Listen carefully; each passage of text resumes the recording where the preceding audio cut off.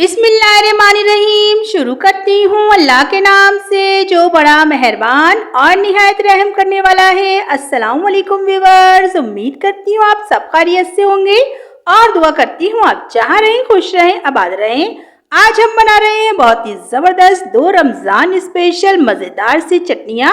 तो चलिए guys, time ज़ाया किए बगैर हम इसको बनाना स्टार्ट करते हैं। मैंने 1 पाव इमली ली है और इसको भिगोकर इसके जो है बीज निकाल लिए हैं। और ये है 8 अदद हरी मिर्चें और 10 अदद जो है मैंने लहसुन की कलियां ली हैं, इनको छील लिया है। और धनिया है आधी गड्डी, पुदीना है आधी गड्डी और जीरा 1 टीस्पून, कुटी हुई मिर्च 1 टीस्पून, नमक 1 टीस्पून। तो गाइस मैंने सबसे पहले जो है अपने जूसर ब्लेंडर में धनिया पुदीना और ये सारी चीजें ऐड कर दी हैं, मसाले भी सारे। और इमली का जो पेस्ट मैंने बना के रखा था वो भी मैंने ऐड कर दिया है इसी में। और अब मैं इसको ब्लेंड करूंगी। मैंने पानी बिल्कुल भी नहीं डाला है। शुरू में जो है हम मशीन को चलाएंगे, बंद करेंगे ताकि जो है ये थोड़ी सी पिस जाए नीचे से गाइस, ताकि आराम से घूमने लगे फिर, क्योंकि हमने इसमें पानी ऐड नहीं करा है। और हम इसको इसी तरह चलाएंगे। ये देखिए गाइस, हमारी चटनी तैयार हो गई है और बहुत ही जबरदस्त बनी है ये। और मैंने एक कांच का जार लिया है ताकि ये काफी दिन तक स्टोर रह सके। हम रमजान के लिए बना रहे हैं ये, और कांच की बोतल में रखना जरूरी है, नहीं तो ये खराब हो जाती है। अगर आप लोग प्लास्टिक की बोतल में रखना चाहते हैं तो इसको डीप फ्रीजर में रखिएगा। फिर अब हम अपनी दूसरी चटनी बना लेते हैं। धनिया मैंने लिया है आधी गड्डी, पुदीना आधी गड्डी, हरी मिर्च 8 से 10 अदद, लहसुन की कलियां 10 अदद, और ये मैंने नींबू का रस लिया है 5 नींबू का रस,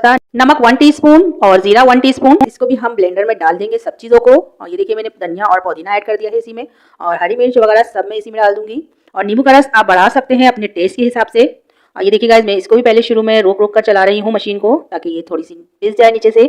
और ये अब जो है हमारी चटनी बिल्कुल तैयार है, और ये चटनी भी बहुत ही ज़बरदस्त बनी है।